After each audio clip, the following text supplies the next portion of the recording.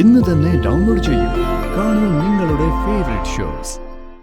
മോളെന്റെ മുഖത്തേക്കൊന്ന് നോക്ക്. പറ്റുമോ നിന്നെ കൊണ്ട് അവനെ മറന്നു കളയാൻ? പറ്റുമോ നിനക്ക്?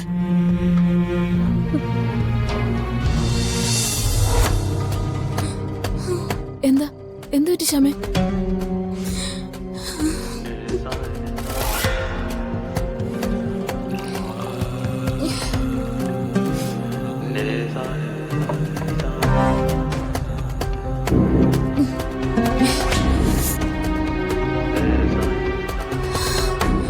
കണ്ണടയ്ക്കാൻ പറ്റുന്നില്ല എടുത്തി. ഏതെങ്കിലും വിധത്തില് മോൾ അപകടപ്പെടുന്നത് മാത്രം മനസ്സിൽ വരുന്നത്. മുൻപ് ഇങ്ങനെയൊക്കെയുള്ള സ്വപ്നങ്ങൾ കാണുമ്പോൾ അതൊരു സൂചനയായിട്ട് മാറാറുണ്ടായിരുന്നു.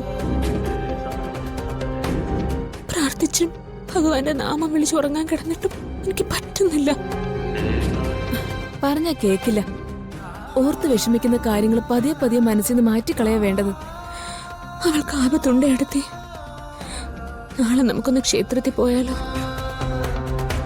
ഒരു ശത്രു സംഹാര പൂജ കഴിക്കണം.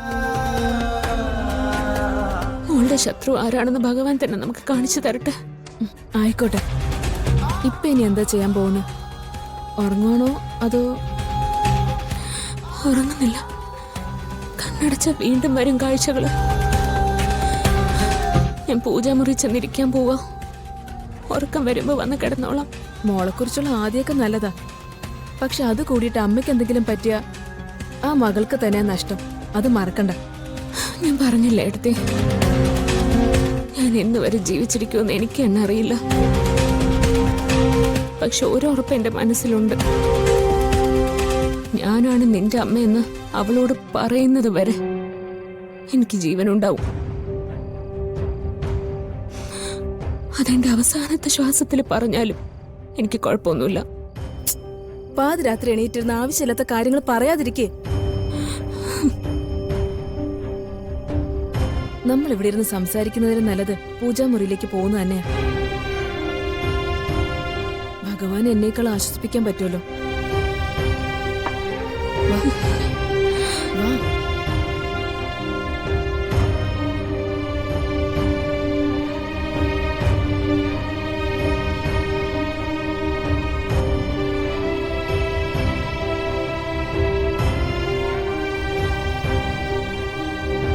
എടുത്തി പോയിക്കോ, ചെന്ന് കിടന്നു.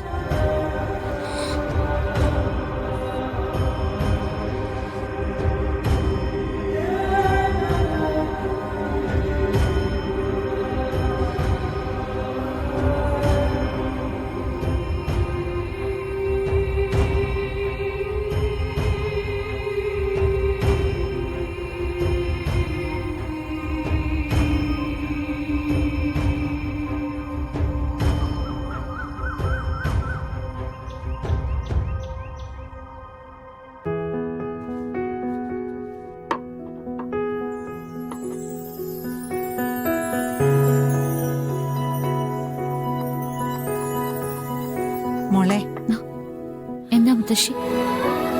ഞാനൊരു കാര്യം ചോദിച്ചാ മോള് സത്യം പറയൂ. എന്തിനാ നീ വരുണിനെ എങ്ങനെ വേദനിപ്പിക്കുന്നേ? ഇവിടെ മറ്റുള്ളവർക്കാർക്കും നിങ്ങൾ തമ്മിലുള്ള ബന്ധം അറിയില്ല. പക്ഷേ മുത്തശ്ശിക്ക് നന്നായിട്ടറിയാം.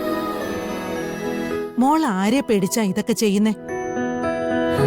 ആരെയും പേടിച്ചിട്ടല്ല, ഞാൻ ഇങ്ങനെ തന്നെ പെരുമാറേണ്ടത്. അത് കള്ളം. ഉർവശിയും കൽപ്പനയും പറയുന്നതൊക്കെ അക്ഷരം പ്രതി അനുസരിക്കുകയാണോ മോള്? അത് അങ്ങനെ തന്നെയാണെന്ന് മുത്തശ്ശിക്ക് നല്ലോണം അറിയാം. ചെറിയൊരു വേദന തട്ടിയാൽ തന്നെ അവൻ വല്ലാതെ തളർന്നു പോവും. വേദനിപ്പിക്കുന്നത് നീയാണെങ്കിൽ അതിൽ നിന്നും പിടിച്ചെഴുന്നേൽപ്പിക്കാൻ ബുദ്ധിമുട്ടാവും.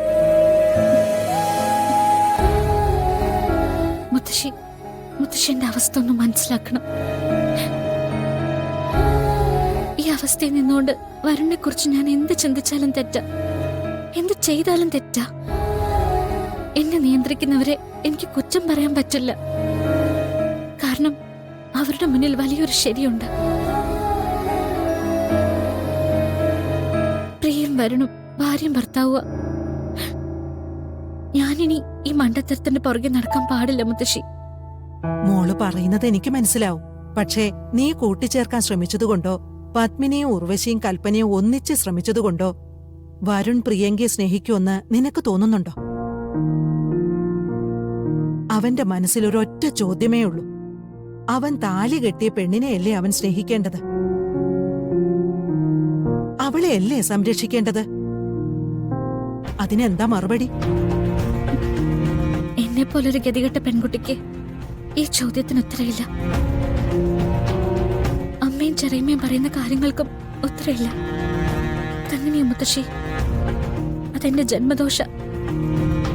എന്റെ ഭാഗത്തുനിന്നൊരു വീഴ്ച വന്ന ഞാൻ ഇതുവരെ കണ്ടിട്ടില്ലാത്ത എന്റെ അമ്മയെ എല്ലാരും പറയുന്നത്. എന്നെ വലിച്ചെറിഞ്ഞതാ, വേണ്ടെന്ന് വെച്ചതാ. പക്ഷെ ഞാൻ കാരണം ആ പാവം എന്തിനാ ഒരു ദുഷ്പേര് ചുമക്കുന്നേ?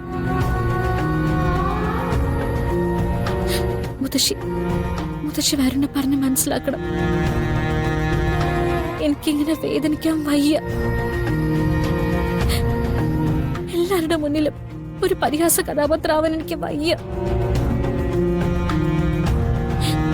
മോളെന്റെ മുഖത്തേക്കൊന്നു നോക്ക്. പറ്റുമോ നിന്നെ കൊണ്ട് അവനെ മറന്നു കളയാൻ?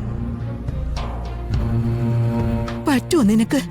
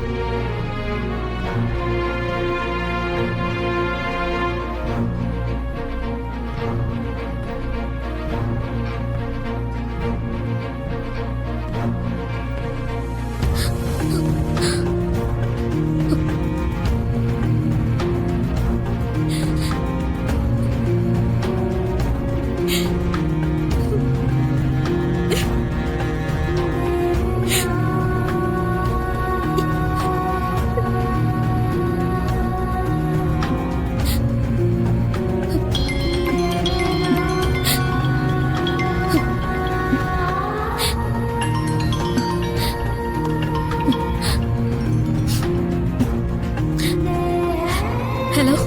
ആ മോളെ എഴുന്നേറ്റല്ലോ അല്ലേ? അതോ ഇപ്പോഴും കിടക്കേ തന്നെയാണോ? അല്ല, എഴുന്നേറ്റു.